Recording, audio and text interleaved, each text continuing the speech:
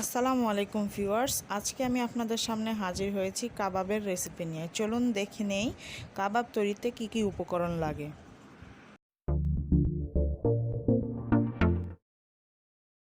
এখানে আমি 250 ml measurement কাপের 1 কাপ বুটের ডাল নিয়ে নিয়েছি। ভিজিয়ে রেখেছিলাম 5 ঘন্টা মতো। ভিজিয়ে রাখার পরে ডালটা একটু পরিমাণে বেড়ে গিয়েছে। এখন এখানে আমি দিয়ে দিচ্ছি হাফ কেজি গরুর গোস্ত। আপনারা চাইলে মুরগির গোস্ত কিংবা খাসির গোস্তও দিতে পারেন, যার যেটা মন চায়, যার যেটা পছন্দ সে সেটা দিতে পারেন। তো গরুর গোস্ত আমি দিয়ে নিলাম।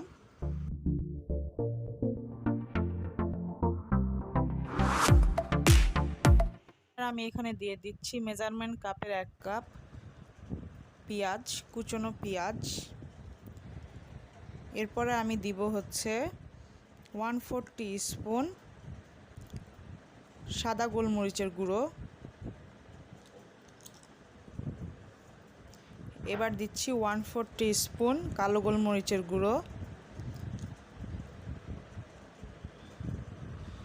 এবার দিচ্ছি 1/4 টিস্পুন গরম মশলা গুঁড়ো। এখন আমি দিচ্ছি 2 টেবিল স্পুন আদা এবং রসুন পেস্ট।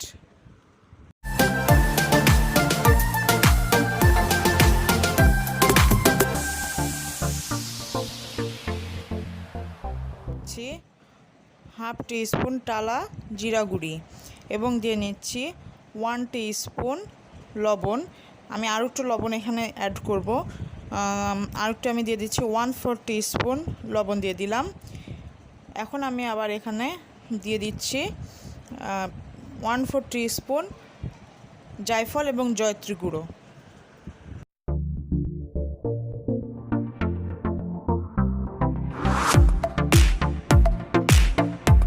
আমি এখন এখানে দিয়ে দিচ্ছি 2 টেবিল স্পুন রাঁধুনি কাবাব মশলা এবং আমি আরেকটু দিব এর সাথে, সেটা হচ্ছে হাফ টিস্পুন কাবাব মশলা। আমি টোটাল দিব 2 tablespoon and half teaspoon কাবাব মশলা আমি এখানে অ্যাড করলাম। এখন আমি এখানে দিব হচ্ছে তেল। তো তেল আমি এখন দিয়ে দিলাম 4 টেবিল স্পুন তেল, সয়াবিন তেল।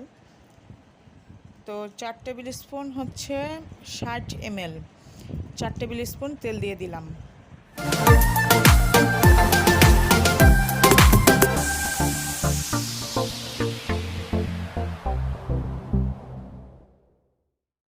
দিয়ে দিচ্ছি 1 কাপ পানি। আমি আরও হাফ কাপ পানি দিব। টোটালি আমি 1.5 কাপ পানি দিব। দেবার পরে ভালোভাবে মশলাগুলোকে মাখিয়ে নেব।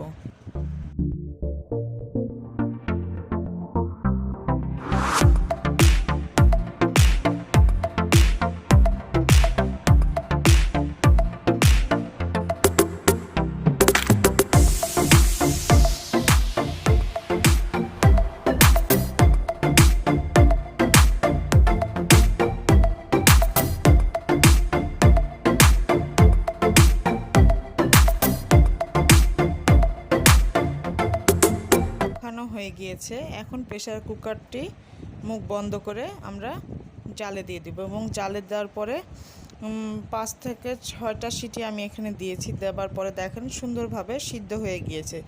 চলুন আমরা এবার এটাকে ব্লেন্ডারে ব্লেন্ড করে নিব। তো আমি ব্লেন্ডারে আধা কেজি যে গরুর গোস্ত, সেই গরুর গোস্তের সাথে আমি 2টি পাউরুটি এভাবে পিস করে টুকরো করে ব্লেন্ডারে ব্লেন্ড করে নিয়েছি।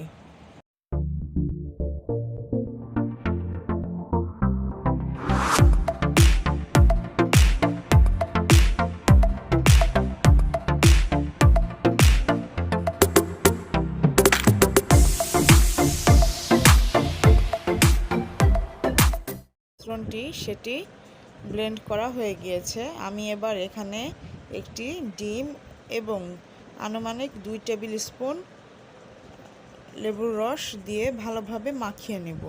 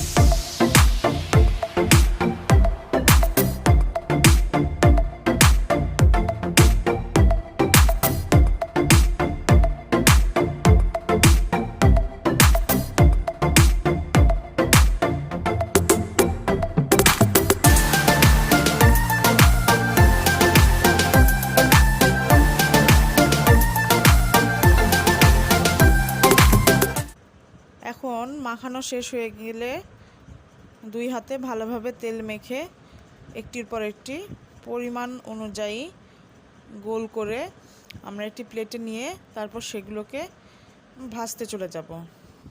এখানে আপনারা চাইলে ব্রেড ক্রামের গুঁড়ো দিয়ে দিতে পারেন। আমার কাছে ব্রেড ক্রাম গুঁড়ো ছিল না, সে কারণে আমি ব্রেড ক্রাম গুঁড়ো এখানে দেই নাই, সেটাকে স্কিপ করেছি।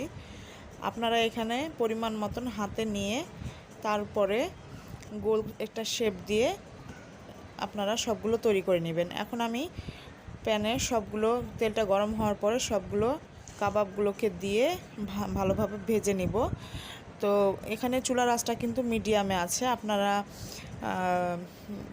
এভাবে দিয়ে আস্তে আস্তে সবগুলোকে হ্যাঁ, আরেকটি কথা, দেওয়া যাবে বলে যে প্যানের মধ্যে সব দিয়ে দিবেন তা না, একটু জায়গা ফাঁকা রাখবেন, সেটা যেন ভালোভাবে ভাজা হয় সেই জন্য। তো আমি এখন একটি একটি করে সবগুলোকে উল্টে দিব, আর আমার ভাজা হয়ে গেলে আমি সরাসরি প্লেটিংয়ে চলে যাব।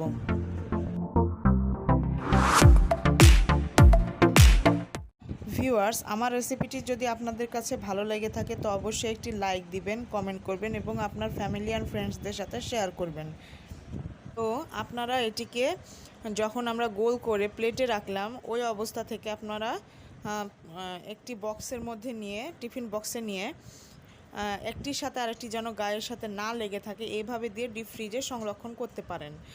আর দেখুন আমি সরাসরি সার্ভ করে নিয়েছি, দেখতে কত সুন্দর দেখাচ্ছে।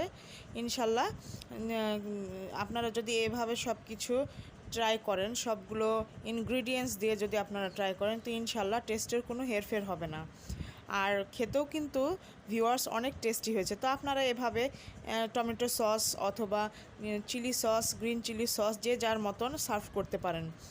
তো যারা এখনও আমার চ্যানেলটিকে সাবস্ক্রাইব করেনি তারা আমার চ্যানেলটিকে সাবস্ক্রাইব করে পাশে থাকা বেল বাটনে ক্লিক করুন, আর যারা সাবস্ক্রাইব করেছেন তাদেরকে অসংখ্য ধন্যবাদ। আর আর নয়, দেখা হবে পরবর্তীতে কোনো এক রেসিপি নিয়ে। আল্লাহ হাফেজ।